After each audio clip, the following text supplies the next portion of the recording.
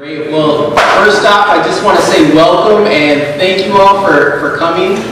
Tonight is a sort of culmination of a lot of hard work that these students have been doing. So please, let's give our students a big round of applause.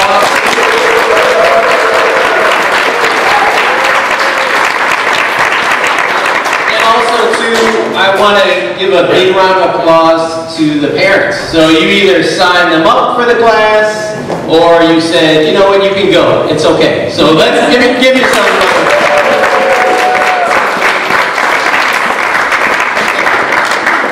Okay, my name is Justin Davis. I am one of the writing instructors that was part of this wonderful group here at Vallejo.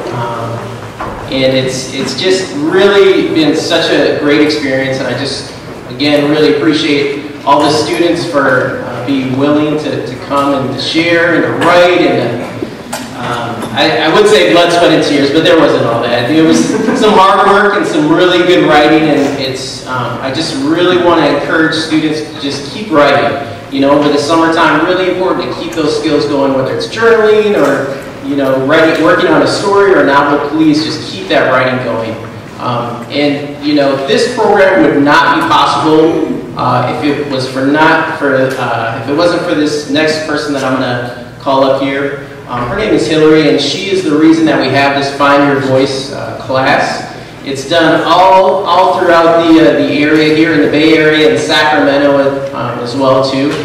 So please, without further ado, let's give a round of applause to her.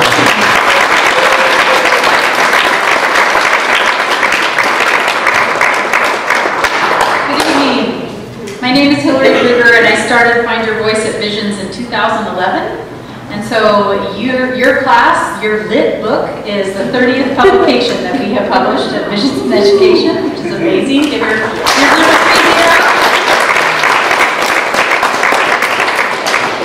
So I have so many people to thank. I won't take long, but there are a lot of people that make this possible. This is a very unique learning opportunity that would not be offered in a lot of traditional schools. We're very lucky that we get to implement a program like this at Visions. So the first person that I need to thank is our administrator, Fred Lamora, who travels for our program. Our whole administration really supported that kids deserve a place to have their voice and to send their voice out into the world. Edwina Sorelli, also an administrator.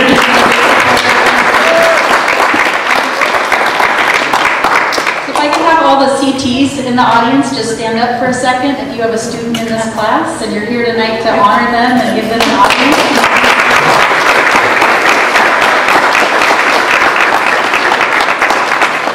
So thank you for your support of your students tonight.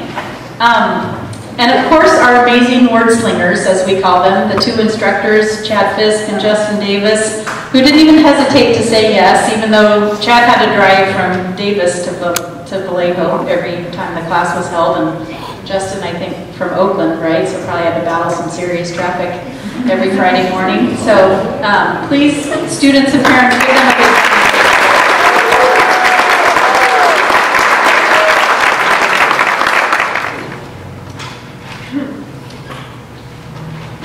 The feather was unlike any other. The black shimmered with emerald, green and gold streaks of yellow. It shone with brilliant shades of mahogany. Gray fluff finished off the edges, bringing the beautiful masterpiece together. A feather, one might proclaim, but it was more than that. What a marvelous thing, feathers. The leaves of birds so common, yet so unique. Feathers lift creatures off the ground so that they may touch the pompous clouds of the endless skyline. Feathers are a skin of glamour, so beautifully portrayed upon peace that just one magnificent image is enough to inspire higher thought. When birds are no longer, will we remember feathers? Will we marvel at the extraordinary patterns? Will the memory be forgotten, just as the many creatures we have destroyed have already been forgotten? O feather, thy body is part of something so big, yet you drift so easily in the morning breeze that you will scarcely notice. Realize that writing has purposes that go far beyond being words on a piece of paper. And at times, a piece of writing can have a greater impact on a person's life than anything they might see, hear, or watch in their entire lifetime. Whether it's anger, sadness, depression, or disgust, writing allows us to release all of the mental emotions that we keep hidden from others without being judged by them. Writing can give hope to the hopeless, power to the powerless, inspire the uninspired, motivate the unmotivated, help us escape the inescapable, give us strength to the weak, and even give us a reason to live. Writing can help us Writing can help us overcome almost any hardship or obstacle we let. Writing can help us stay in touch with our families, even in darkest of times. Hell, if writing didn't exist, people wouldn't be able to make their voices heard in society that restricted freedom to express themselves. What we write can contain our deepest thoughts and darkest desires. Our darkest thoughts and deepest desires, my bad. Okay. And be our companion when we have no one else to turn to. In short, writing helps keep us sane, and without it, the world would have already driven us to insanity.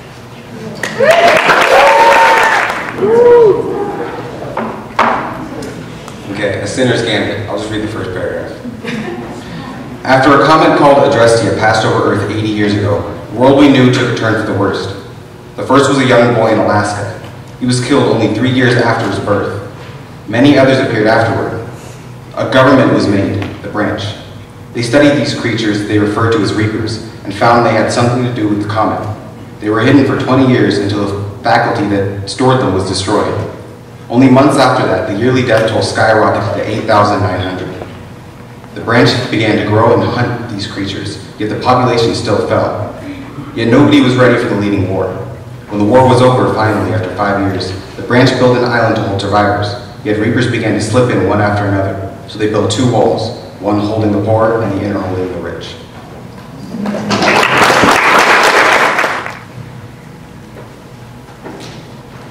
One day, August was playing Call of Duty on his Xbox One as usual. His mom walked in his room feeling irritated. His mom told August to read a book or to go play to the playground with his 6-year-old brother or go for a walk. August thought it was weird when his mom said to go for a walk by himself, because normally his mother wouldn't let him go down 3 houses to his friend's house by himself. So August decided to go for a walk. He was wearing a plain white undershirt and blue jeans and grabbed a gray hoodie with a mustard stain on it. He started walking to what turned into a row of trees. August noticed something behind one of the trees. As he got closer to the tree, calling out to it, he realized that there was a girl who seemed around the same age as him, dark skin and blue eyes. He told her to come out and that he wouldn't hurt her. She came out and told him to run, and that she'd be right behind him. He didn't know where to run, but he ran. 3 minutes later, not paying attention, he saw that he was no longer on Earth anymore. His place was flat and rectangular looking. Then the girl he saw started to dance because the people that were chasing after her didn't get her. She had a distinct look. She finally told August her name, and it's Jasmine. Jasmine grabbed him by the wrist and ran to the small abandoned spaceship car. It was orange and pink. Jasmine started the car and told August what was going on. He looked at her as if she were stupid and crazy. Once they finally get to their destination, August started to notice the alien world looked more like Earth. Finally, he saw himself on the porch of his house. He walked in. His mom was in the living room, pacing back and forth, looking worried. She ran to him and gave him a big hug. She asked him where he'd been and told him that it's been 2 days since he'd been home. He went into his room and got ready to take a shower and go to bed. The next day, he went out for a walk again, but this time he brought 2 of his friends, Cornelius and April. He met with Jasmine behind the tree again. Those guys ran 3 steps and he showed them the place, but this time it was a different planet. It was still flat, and they saw a woman who looked very pale. All they saw was women. It was a planet full of women. All 3 of them were amazed.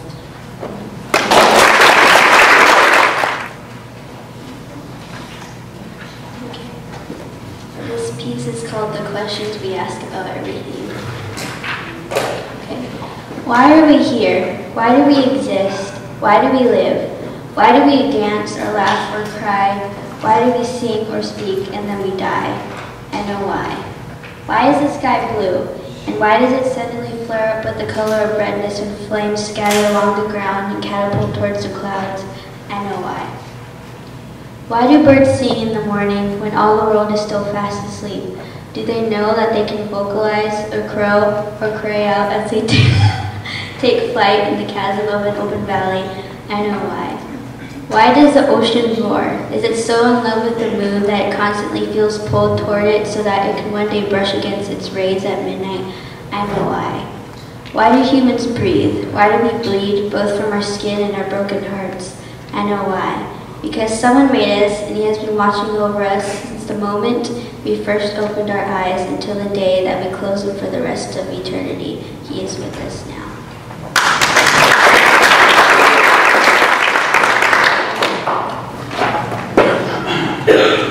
So my piece is called Dollar and a Dream. If you were a leaf and I were a branch, if you were ink and I were a pen, if you were a shoe and I were the sole, if you were the pesto and I were the sauce, but you're just a dollar bill in a frame on the wall, and I just have a dream, dollar and a dream.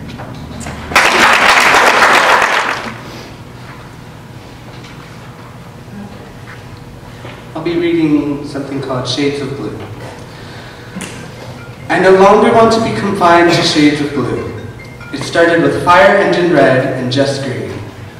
The colors of Christmas, the colors of unlikely compliments, the colors of school cafeteria jello, the colors of 7-year-old me. At the time, I did not feel confined to these colors. They were my favorite after all, and that was that. But as the years went on, change occurred. Out went green, but red stayed in. I wanted all my walls to be a nice dark red. I can particularly remember pleading with my mom for this. In the end, my room stayed a mucusy yellow-green. Then red stayed, but here came blue. Not the navy blue of my father and not the blue of the sky, but instead cyan. The cyan of 6th grade. And purple and yellow, which I had used to hate, had become more tolerable. When I was young, I was told pink was mostly for girls and blue was mostly for boys. If girls wanted blue, they could have turquoise, and if boys wanted pink, they were either girly or fashionable. Now here I am. I wear purple braces on my teeth too soon to be pink, and I've grown a little tired of shades of blue. Now, I don't have much prejudice toward any colors. I like the light green of grass and what I call dirty yellow, and a royal sort of purple and a cherry red. And pink is not so bad. I'm reading a piece called 14. I'm 14 now. A wave of freedom and independence hits me. I feel free like a baby bird flying for the first time. But as soon as that wave hits me, it starts to pull back. As it pulls back, anxiety creeps in like a virus that is invading my body. Then it hits me with a cough of reality. I only have 3 short years left. 3 short years of being a young, dumb, broke high school kid. #Helen. You will get your permit for driving, then your license. You will need to pay for a car and the gas, unless you have very generous parents. If you don't, then you're out of luck. That means you're going to need a job. #boring, I'm lazy. You will watch your heavy load of responsibility grow higher and higher. You will feel like you're watching Mount Everest form in time lapse in front of your eyes. You will enter into a world of feelings you cannot explain, feelings where other people will appear. #frightened, #excited. You will say no or yes to people who want to date you. You will make a person's heart fill up with happiness or crush it like a soda can. The next 3 years will be narrow, windy, bumpy road. But it will be an emotional roller coasters with many ups and downs. You will have friends and then you won't.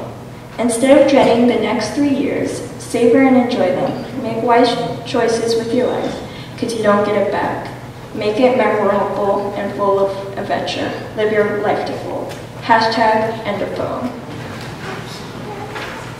I can't really read. I'm on there talking, so. Sorry. I wake up with my big purple eyes, snarl with my big little teeth, spit jewelry from my mouth, crust gushing from my eyes. And over I am, with stench coming from my mouth, dragon's breath. So I travel to a land of bathtubs and showers, where I conjure the soap queen. You discussing over how dare you enter my lane.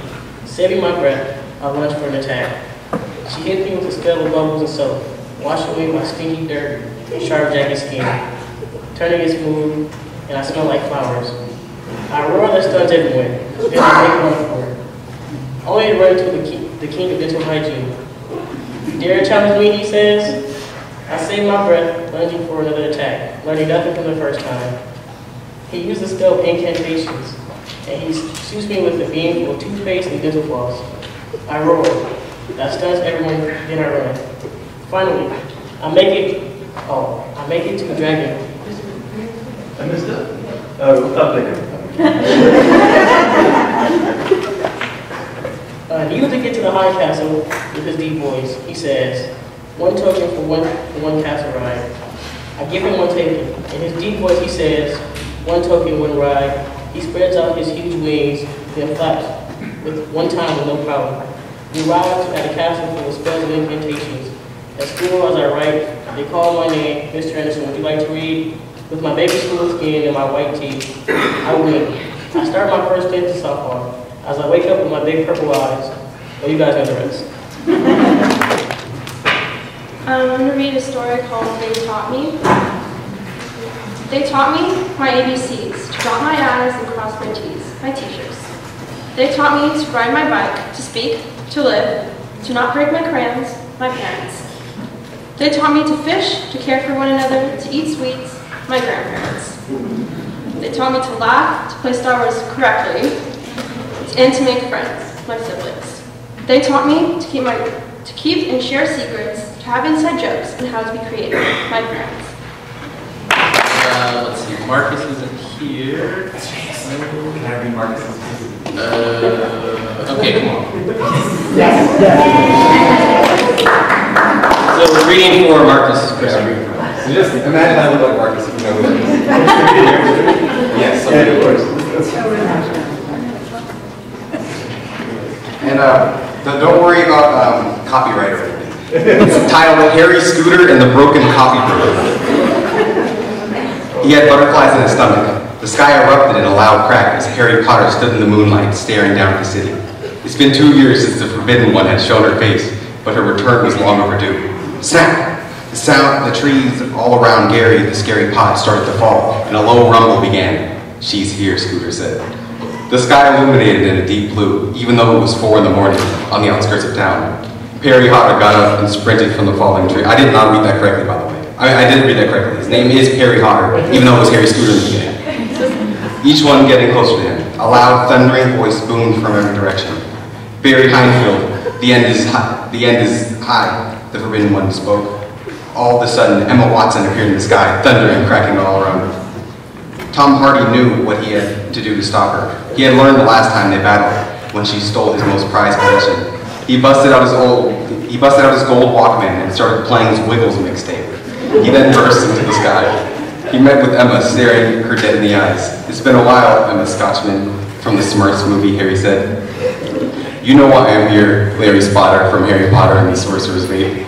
Harry got out his Walkman while I was playing the fruit salad song. You know my Wiggles at Sesame Street Mixtape Volume 5, don't you? Emma's eyes opened. Yes, and I have something for you. She then pulled out a Nespresso maker, the exact same one that Wary Otter was looking for. What? How did you know that coffee brewer? How did you find that coffee brewer? Gunther said. I bought it. At the Amazon store, Emma Barnett said.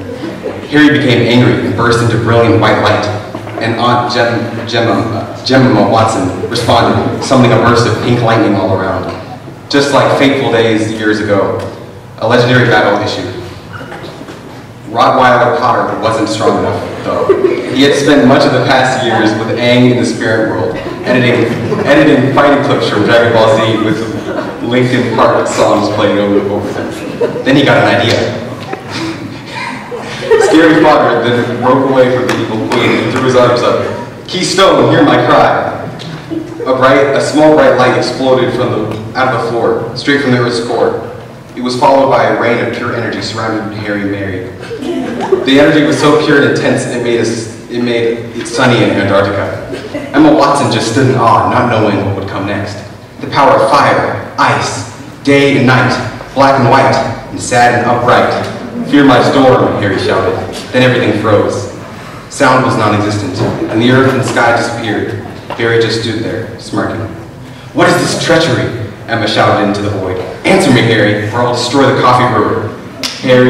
Gary the hairy snail then laughed. He then grasped his stomach, conjuring up his ultimate move. He then exploded into a cloud of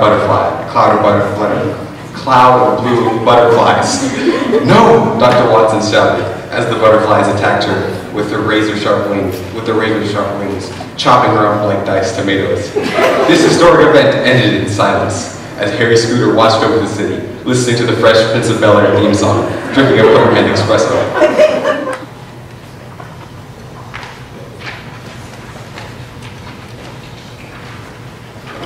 I'm going to read a paragraph from Imagine This.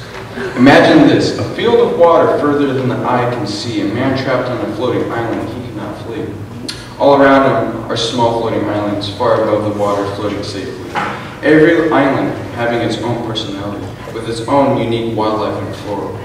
It was as if each island was its very own planet, and the flowing water was space itself, and the plankton that flooded the waters could only be visible, glowing in the clear fluid at night. This ocean mirrors the heavens and all that is in it. Gosh, JP, darn it, I didn't think I'd be up here. I'm not that creative, so I put my mixtape on here. I'm only going to read a page. J.P. Cooper, Perfect Strangers, Looking Glass, Brand New Year, Fine Girl, Otis Redding, Sitting on the Dock of the Bay, Vance Joy, Riptide, ELO, Mr. Blue Sky, The Beach Boys, Wouldn't It Be Nice, Marvin Gaye, Trouble Man, Al Green, Let's Stay Together, Lakeshore Drive, Alota Haynes, Jeremiah, David Bowie, Space Odyssey, J.P. Cooper, The Only Reason, Sam Cooke, Saturday Night, Harry Styles, Sign of the Times, Earth, Wind and Fire, Boogie Wonderland, Sam Cooke, Twisting the Night Away, B.C. Sweet, Fox on the Run, James Arthur, Impossible, Paul Anka, Put Your Head on My Shoulder, Earth, Wind and Fire, September Song, Raspberries Go All the Way, Frank Sinatra, Fly Me to the Moon, Elvin Bishop, Fooled Around and Fell in Love, Carla Thompson, Baby, T-Rex or Trex, Deborah, Cat Stevens, Father and Son, James Arthur, Say You Won't Let Go, Tammy Terrell, Marvin Gaye, Ain't No Mountain High Enough, Kool and the Gang, Celebration, Norman Greenbaum, Spirit in the Sky, J.P. Cooper, Good Friend. I'm just going to read one paragraph from the Operation Clear Deployment School. I looked around the base. Of course it wasn't deadly. I mean, just a little radiation risk, and it was all patched up. Brain damage from radiation. Who's ever heard of that? I kept hearing this light growling noise, but I think it's underground. The base was in shambles. Well, that was actually an understatement. Despite some of the buildings looking perfectly fine on the outside, the inside was just pure shattered concrete and broken down walls. I must admit though, the barracks that didn't collapse and had some nice openings to go alongside of things made things more interesting. Okay, I'm going to read The Key Without a Lock. When my grandpa died, he left me with two things, an old key and a plane ticket.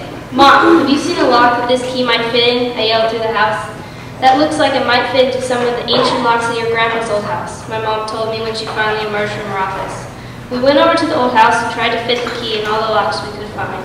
The key wouldn't open anything. I tried putting it in all the locks in my grandpa's house. I'd even tried putting it in all the locks in my house. The key wouldn't fit in a single one.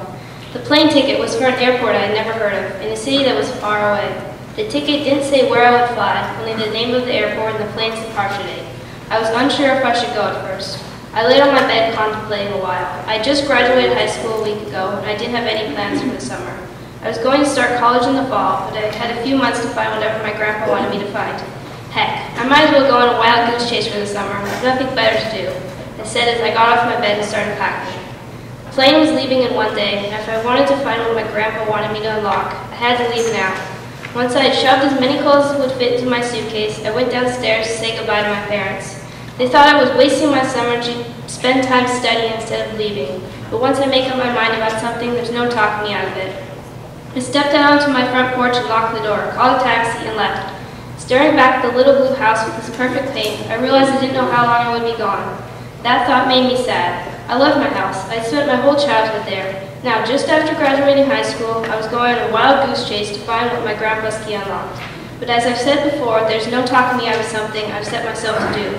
I will follow through with my decision. It took 12 hours to get to the hotel where I would spend the night. Exhausted as I was, as soon as I was shown to the room I was sleeping, I spent an hour trying to figure out where I was going. I slept restlessly that night, wondering where I was going.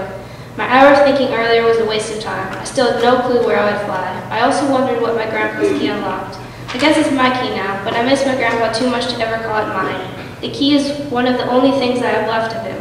I woke up late the next morning. I quickly grabbed all my stuff and ran to call a ride.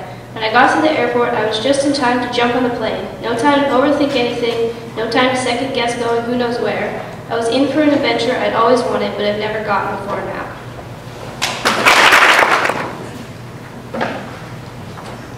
I'm going to read a poem called What to Do in My Bedroom.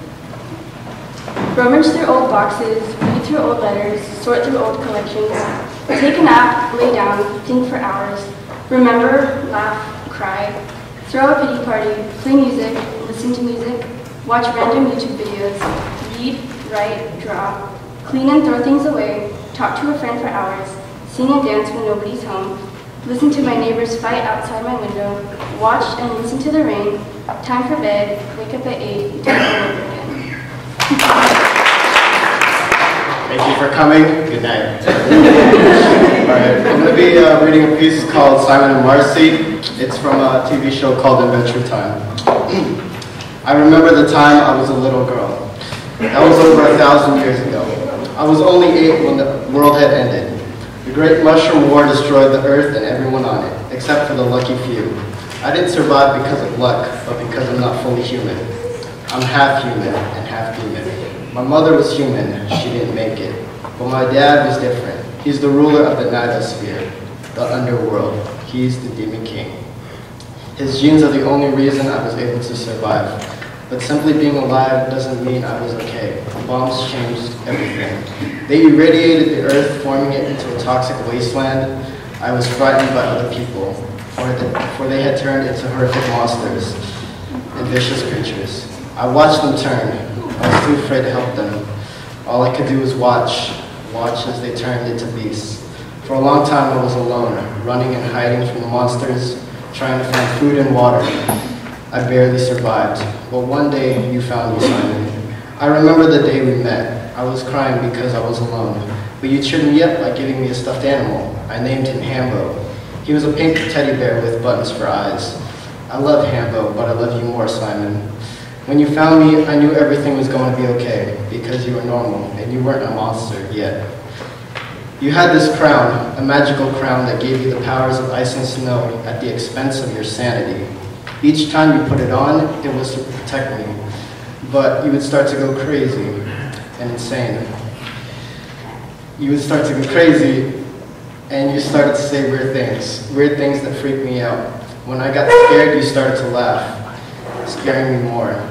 You were so far gone, I knew you weren't Simon. Every time you lost it, I had to find some way to knock off the crown. When I did, you went back to normal, until you put it on again. You promised me you wouldn't put it on again, but we kept running into monsters, forcing you to use the crown, but it was to protect me. I knew you were only getting worse. Each time you put on the crown, your hair and beard would grow drastically. Your hair turned white and your skin became blue. Now you had the ability to float. A few years passed and you only got worse. The crown gave you immortality, but it also rapidly aged you. And if you took it off, eventually the crown's magic would wear off. Eventually you would go back to normal, but you died of old age. If you wanted to live, you were forced to wear the crown. But the crown took control of you, making you crazy, turning you into someone else. You were no longer Simon, but the Ice King. I knew I had lost you forever, and before you completely lost it, you left me alone, because I wasn't safe with you anymore. I was back to where I started, alone. 1,000 years later, Simon's still gone, and become the Ice King.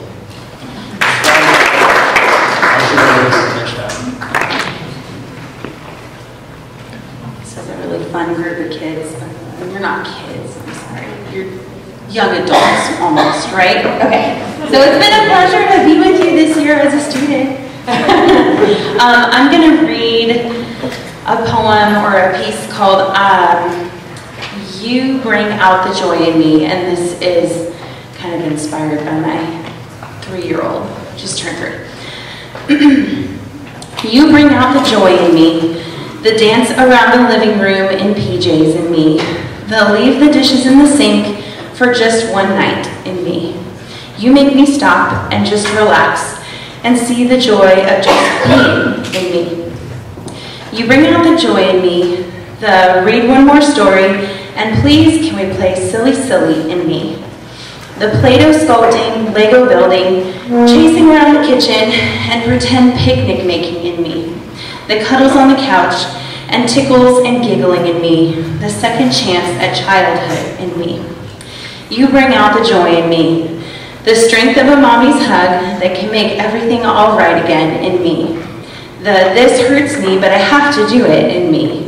Medicine wielding, following doctor's orders. I love you so much, I hate to make you cry in me. The oh, for the love of all that is good, would you just go to sleep? But then, when it's finally quiet, I miss you in me. You bring out the joy in me, the I finally understand my purpose in me. The fears and hopes for the future in me. The how could it ever get any better in me. My dreams have come true, and it's more than I could even dream of in me. The amazement and wonder of God's goodness in me. You bring out the level of joy I didn't even know I had in me.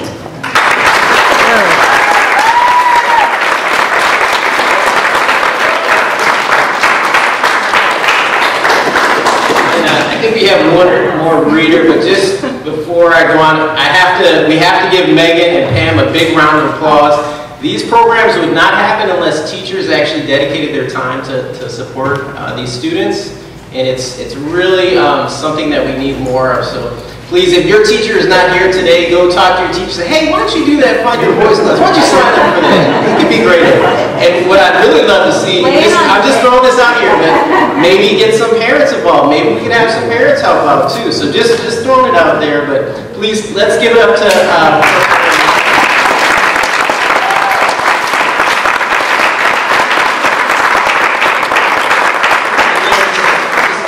we got one more reader, and there's, there was a story that was told about Thanksgiving and milk that's always going to stick with me, and I think if you were in our group, you know what I'm talking about, but please, let's give it up for somebody that we really made this class happen, and I really appreciate so much, and so glad that he was able to be here, but please, let's give it up for Chad Fisk, please.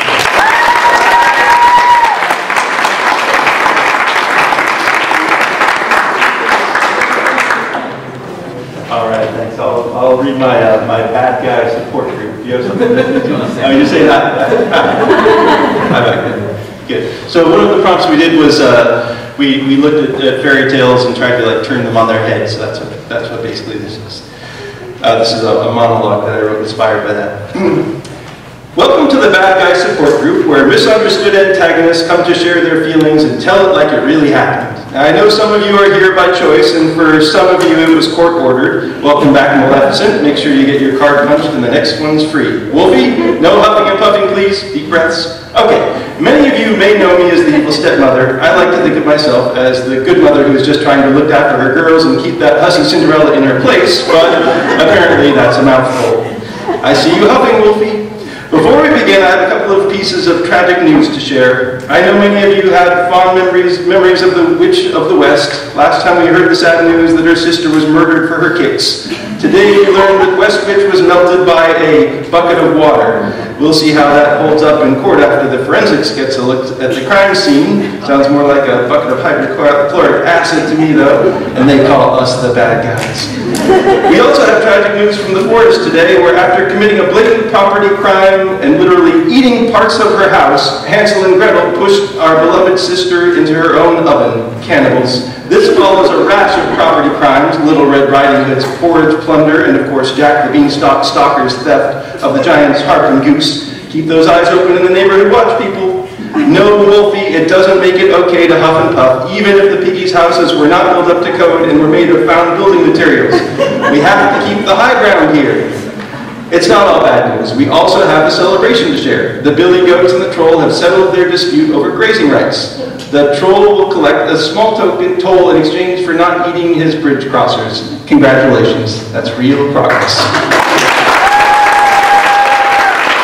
I'd like to invite Justin from 916 Inc. to come up and share a little closing, and then we'll get a picture with all of the writers.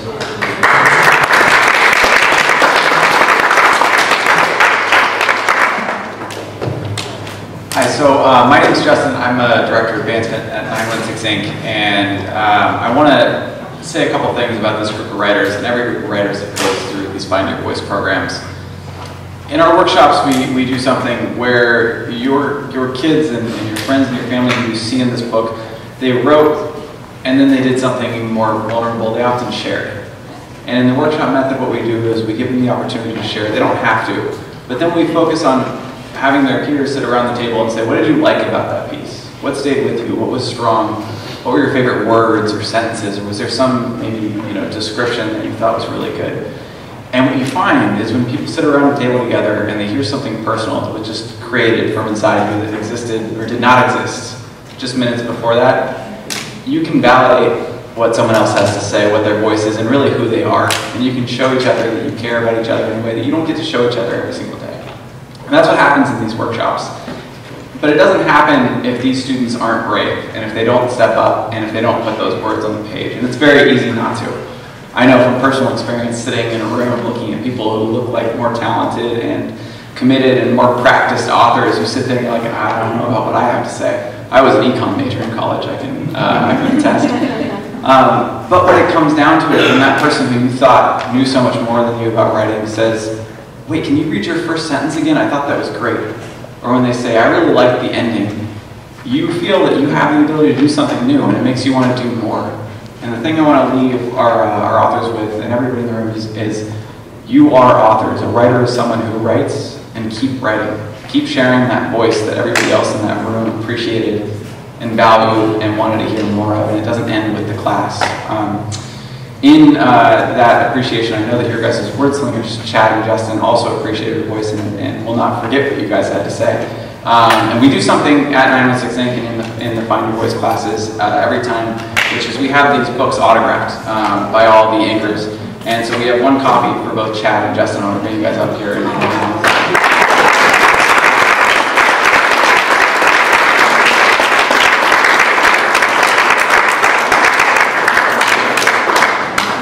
And then also what we do is we get autographs of the book cover. And these posters, if you guys ever visit the Vision's headquarters, are lining the walls. And they are just all over the place. And so I wanted to invite Fred and Hillary up for a picture and present them with this poster so that they also will get to appreciate your guys' words. And I know they won't forget it. So a round of applause for Fred and Hillary.